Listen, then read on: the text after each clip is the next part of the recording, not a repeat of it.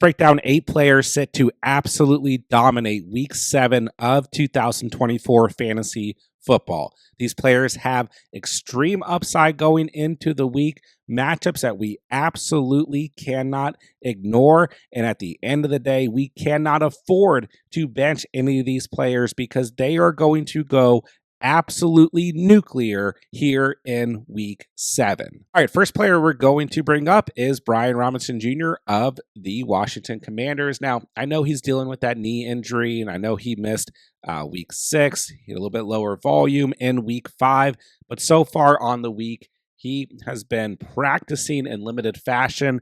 As long as he starts, as long as he plays, we have to start him against the Panthers' run defense. This Panthers team is allowing the most fantasy points to the running back position so far on the season. No way we can think about benching Brian Robinson Jr. I know sometimes when a player misses a week, has a little bit of a down week like he had in Week 5, even though he scored 2 touchdowns against the Browns, 13.8 fantasy points, his second lowest mark of the season. Don't overthink it. Brian Robinson Jr. cannot be on your bench if he is active in this game. He has to be in your starting lineup. The Panthers are giving up a ridiculous amount of total fantasy points to running backs. B-Rob is averaging 15.5 fantasy points per game, 10 or more fantasy points in every start on the season, a touchdown in every start on the season except for Week 2 against the Giants. He's a top 12 running back right now in fantasy football. Do not bench him against the Panthers. And if he doesn't play, start Austin Eckler against the Panthers. If Brian Robinson does start, you can still start Austin Eckler as well against the Panthers. We look at the last 3 weeks for the Panthers. Double digits to both Tyler Algier and Bijan Robinson. The week before, double-digit fantasy points to DeAndre Swift and Roschon Johnson. The week before that, double-digit fantasy points allowed to Zach Moss and Chase Brown. We can start RB1s without a doubt against the Panthers.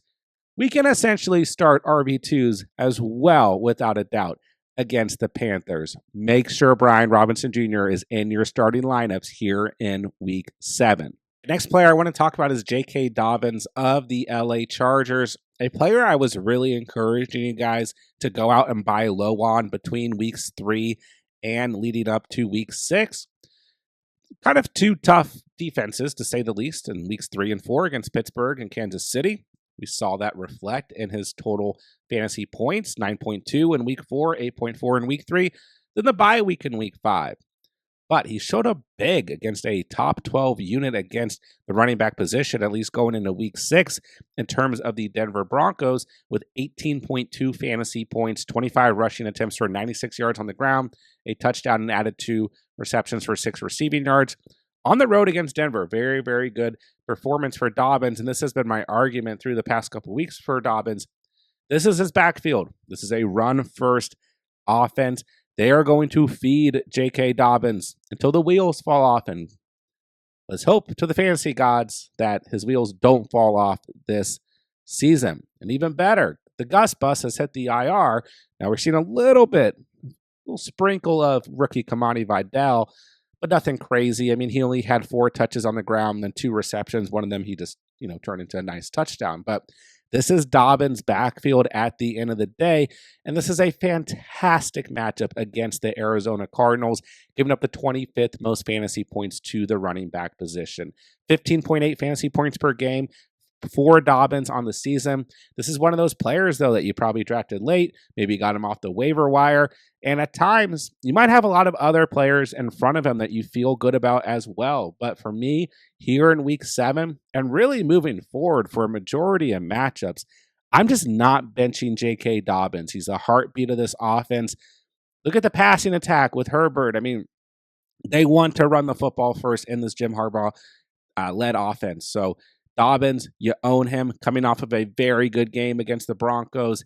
You got to start him once again here in Week 7. And I love J.K. Dobbins' current line on Underdog, currently sitting at 71.5 total rushing yards. I would head straight to Underdog and smash the over on this line, as he has hit that in every single matchup on the year, except for week 3 against Pittsburgh and week 4 against Kansas City, those good run defenses. He had 135 rushing yards in week 1, 131 in week 2, and 96 in week 6. Here in week 7, another smash matchup like we talked about against the Arizona Cardinals. Head straight to Underdog, hit the over on his rushing yards, and new users who sign up with promo code DCATCH, that link is down below, are going to get a free pick 'em to use towards week 7's action. Take your free pick 'em, smash the over on J.K. Dobbins, rushing yards, automatically triple your cash entry. And while you're doing it, Underdog is also going to give you a 50% deposit match up to $1,000 when you sign up with promo code DCATCH. That link is down below. All right, next player might kind of feel like a no-brainer. That's David Montgomery of the Detroit Lions, but I've gotten a lot of questions to start the week about Monty, who's the RB6 right now in fantasy football, as he's going up against a tough Minnesota Vikings defense on the road, allowing the second fewest fantasy points to the running back position so far on the season. We know that the secondary for the Vikings tends to bend a little bit, but that front seven really doesn't tend to bend. But I think this week, we're going to see both these defenses for the Lions and the Vikings struggle a little bit, and we're going to see a lot of points scored in this matchup. And I think when we look so far on the season, that this Lions offensive line might be the perfect match for that Vikings front seven. So I'm not worried about David Montgomery going into the week, and I just want to ensure you guys that you also should not be worried. Now, maybe the ceiling's not as high. Monty's coming off of a 2-touchdown, 21-point fantasy day against Dallas. Maybe we don't get that high of a ceiling, but he has 15 or more fantasy points per game so far on the season, averaging 18.1 fantasy points per game. There's no way you can bench Monty. I know someone's going to comment on this video like, nobody's benching Monty. What are you talking about? But like I said, I'm getting questions because of this matchup going into the weekend. We see all kinds of rosters here on the channel. We see some very, very deep rosters. And even in 12-team, 10-team, sometimes 14-team formats, people have a lot of options.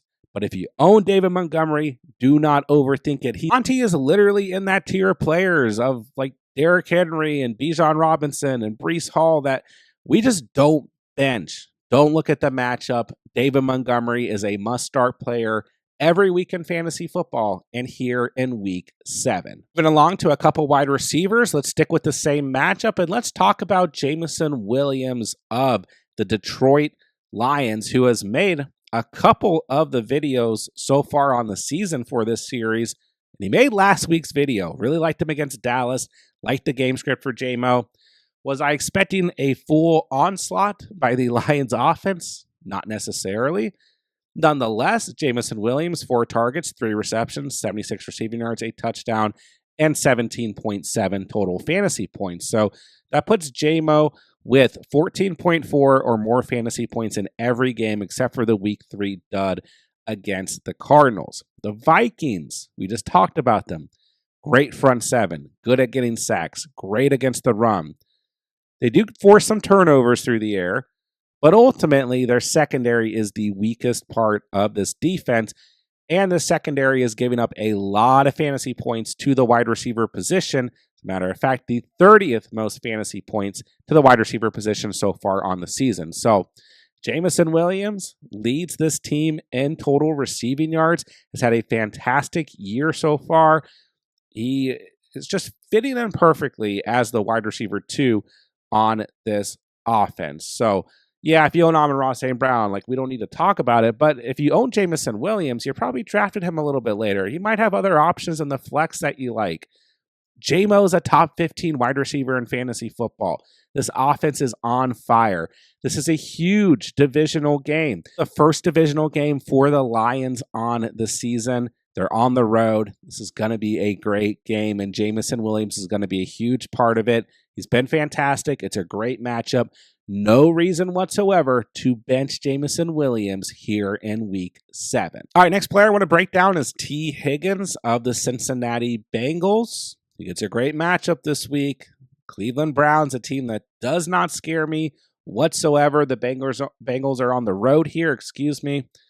And I just, I literally have no fear offensively or defensively from the Cleveland Browns at this point in the season. Second divisional game on the season for the Bengals. They played the Ravens in week 5, but outside of that, no divisional matchup. So this is a big game for the Bengals as they only have 2 wins so far on the season. And they can't, go on the road here, go into Cleveland and do anything but come away with a win, because state of the Browns right now is very, very low. And this Bengals team trying to make a run into the playoffs and collect some wins. So I'm expecting some points from this Bengals offense overall. But T. Higgins as a whole has been fantastic the last 3 weeks. He's seen a tremendous amount of volume as well. We kind of look at it. Jamar Chase in the past 3 weeks, 20 total targets. But then we look at T. Higgins in the last 3 weeks, 31 total targets. So he is massively involved in this offense, averaging 15.7 fantasy points per game. He's had 12 or more fantasy points in the last 3 starts. And once again, this was a player kind of banged up to start the year, had a slow start in week 3.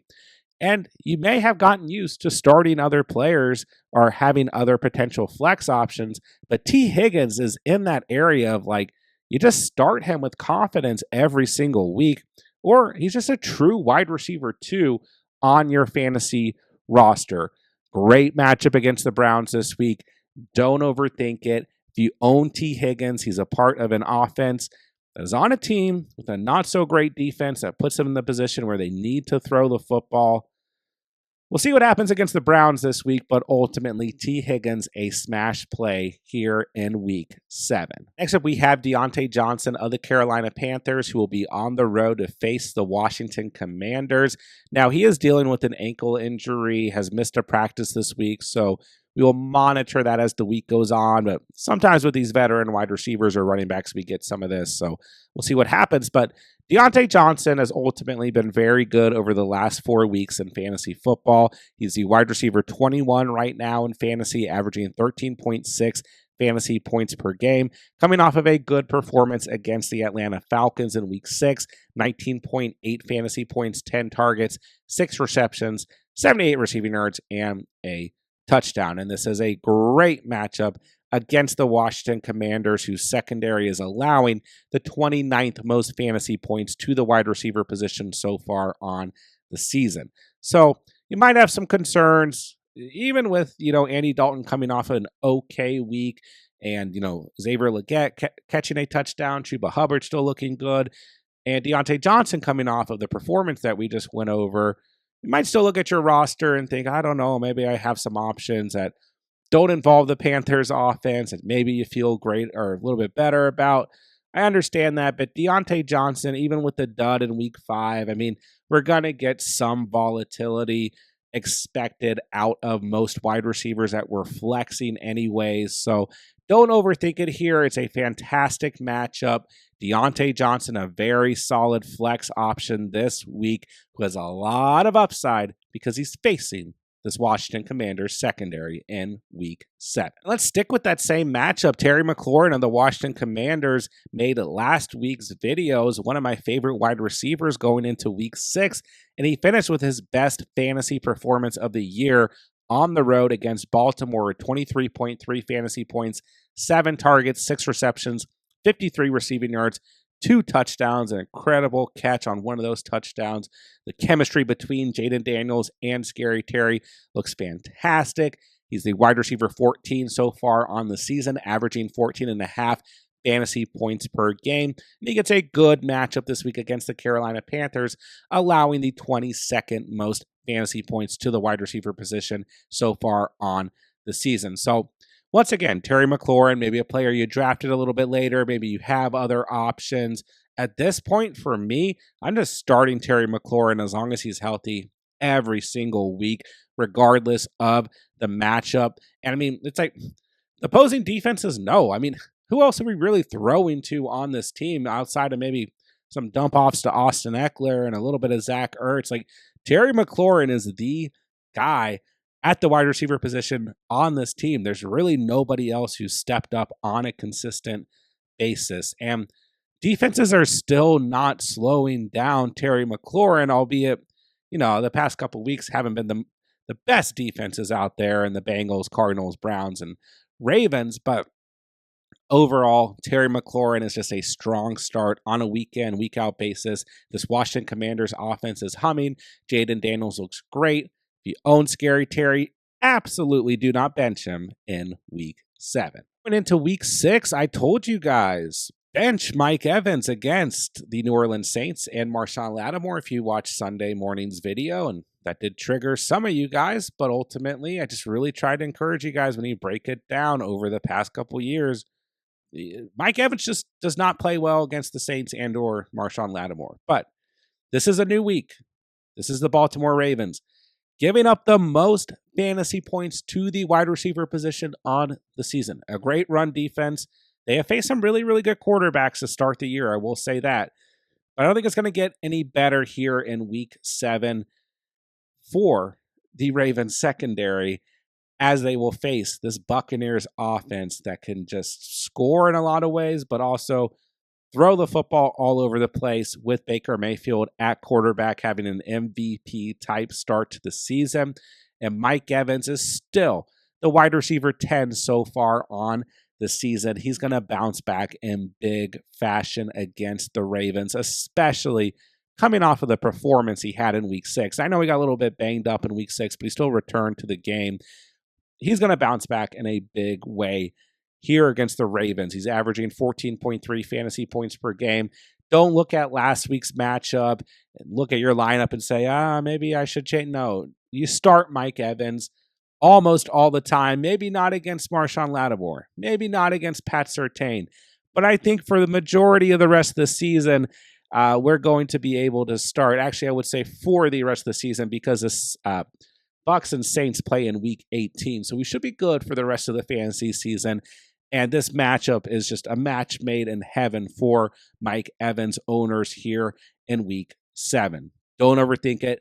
Mike Evans is going to be that guy here in Week 7 and absolutely go nuclear. And that'll do it for today's video. There are your must-start running backs and wide receivers for Week 7 of the 2024 fantasy football season. Do not bench those players. I promise you they're going to pop off this week.